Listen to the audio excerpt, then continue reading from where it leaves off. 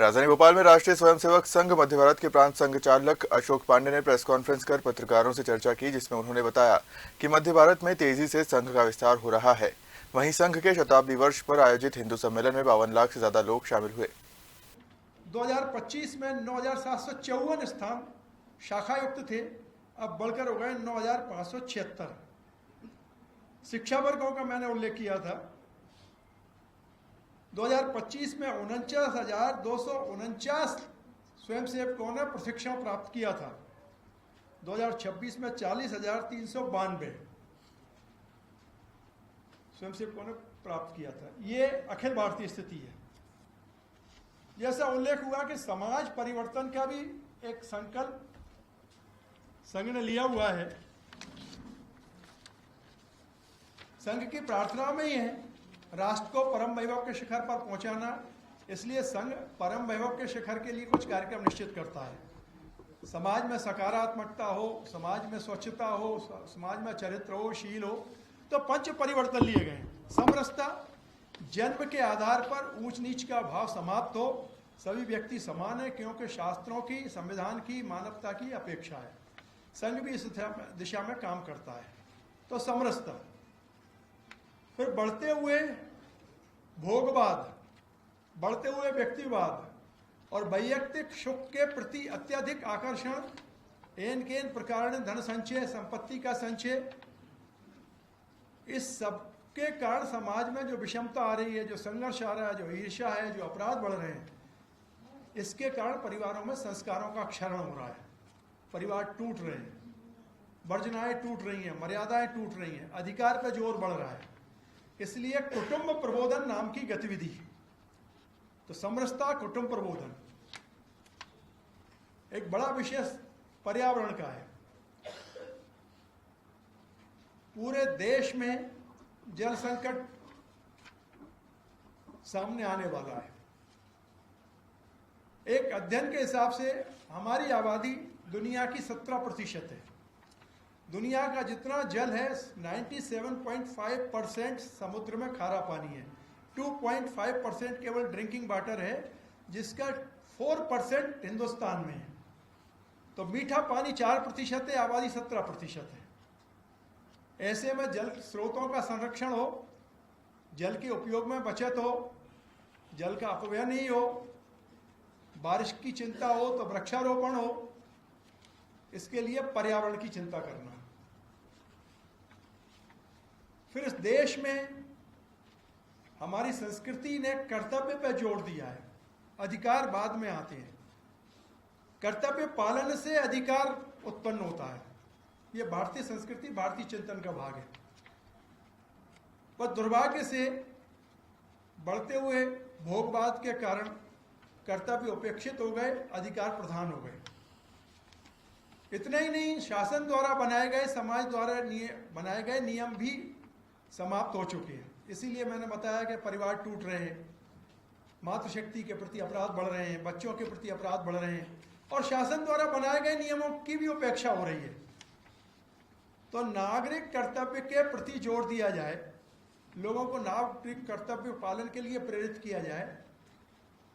और 5वां, स्वबोध का स्मरण। हम कौन थे, क्या हो गए और क्या होंगे। अभी आए विचारें, आज मिलकर ये समस्याएं सभी अपने गौरवशाली स्वर्णिम अतीत को याद करें, जितना हमारा श्रेष्ठ था उस पर गर्व करें, भारत के प्राचीन को जानें, और जो वर्तमान है, ऐसा नहीं है कि पश्चिम ने कुछ नहीं किया, ऐसा नहीं किया, वर्तमान विज्ञान ने कुछ नहीं किया, पर उसको देशानुकूल, परिस्थितियां अनुकूल, हमारे समाज के अनुकूल बनाकर उसको ग्रहण करें। तो पुराना श्रेष्ठ, नया श्रेष्ठ, इसको मिलाकर भारत का निर्माण करें। ऐसा पंच परिवर्तन का संकल्प लिया है।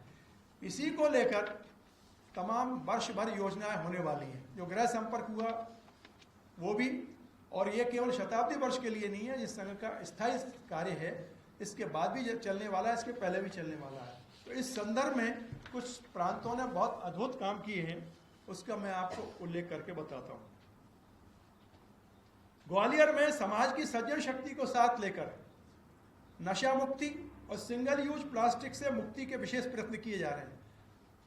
शैक्षणिक संस्थाएं, सामाजिक संस्थाएं, धार्मिक संस्थाएं, स्टूडेंट्स, यूनिवर्सिटीज, सबको साथ में लेकर प्लास्टिक फ्री ग्वालियर हो, पर्यावरण युक्त ग्वालियर हो, इसके लिए लगातार प्रयास हो रहे हैं। प्रबोधन भी हो रहा है, मैदानी काम भी हो रहा है। लाहौर जिले में के एक मंडल है सीगपुर, उसमें संकल्प लिया गया कि इसको व्यसन मुक्त करना है। प्रत्येक ग्राम में ग्राम सभा आयोजित की और इसके परिणाम स्वरूप 80 लोगों ने शपथ ली है कि हम नशा करना छोड़ देंगे। धर्म ग्रंथों के सामने, संतों के सामने, धर्म स्थल पर जाके ये सभाएं ली गई हैं। मदनपुरा नाम का ग्राम पूरी तरह शराब मुक्त हो चुका है। शिवपुरी नगर की केशव शाखा के स्वयंसेवकों ने भी प्लास्टिक सिंगल यूज डिस्पोजल, सारे प्लास्टिक से मुक्त नहीं हो सकते, पर सिंगल यूज प्लास्टिक जो नालियों में रहता है, जो जल प्रवाह को अवरुद्ध करता है, जिसको पशु खा जाते हैं, जो नॉन पेरिशेबल है, 1000 साल तक भी नष्ट नहीं होता, तो सिंगल यूज प्लास्टिक के प्रयोग से लोगों को निषेधित किया जाए, इसके लिए उन्होंने संकल्प लिया। इसके लिए बर्तन बैंक स्थापित किए कि प्लास्टिक के गिलास मत लीजिए, प्लास्टिक की प्लेट मत लीजिए, हम आपको बर्तन उपलब्ध कराएंगे। सीहोर जिले की जावर खंड ने गौवंश की रक्षा के लिए गौवंश विश्राम गृह बनाया। रात में गांव के लोग गायों को छोड़ देती हैं, सड़क पर रहती हैं, तो गांव के सहयोग से धन संग्रह करके, शारीरिक परिश्रम करके गौवंश के लिए एक गौवंश विश्राम गृह बनाया गया है। वहां घायल और मृतक गायों की भी चिंता की जाती है। उनके लिए मोहल्ले के लोग घर घर से रोटी लाके देते हैं। इस तरह गौ संरक्षण को बढ़ावा मिला है। कुछ और उल्लेखनीय आपको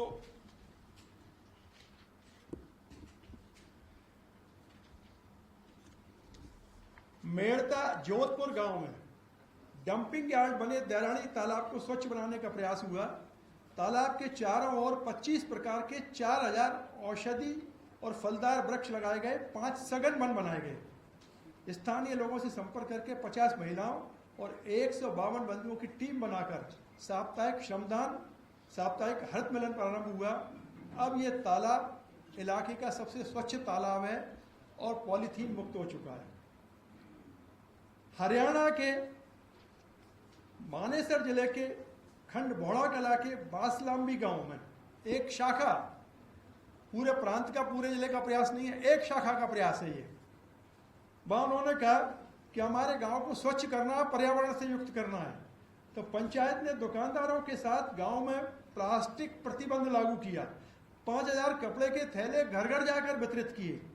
इसी प्रकार हांसी जिले के नारनौद नगर में हलवाइयों, टेंट वालों, व्यापारियों, पार्षदों, सामाजिक संगठनों की बैठक हुई और उसमें सिंगल यूज प्लास्टिक को रोकने की सहमति बनी। ब्रज के करहल खंड के किरवई गांव की श्री राम शाखा, इन्होंने कहा कि यमुना एक्सप्रेस वे बना, उसके दोनों तरफ के अनेकों पेड़ काट दिए गए, इसके कारण पर्यावरण को भारी हानि हुई है। तो शाखा के स्वयंसेवकों ने संकल्प लिया कि वृहद स्तर पर वृक्षारोपण हो। गांव के साथ मिलकर नीम की निवौरी एकत्रित की, एक्सप्रेस वे के दोनों ओर देशी खाद मिलाकर बीजारोपण किया। लगभग 20,000 नीम के पेड़ उससे लगाए जा चुके हैं। कानपुर जिले के राजनगर की नटराज शाखा, इन्होंने दाह संस्कार सेवा के अंतर्गत 3 फ्रीजर, शवपेटिका, पेयजल हेतु वाटर कूलर, शवदाह हेतु लकड़ी एवं कंडों से बना हुआ भंडारण, गरीब एवं निर्धन परिवार को निःशुल्क लकड़ी कंडे उपलब्ध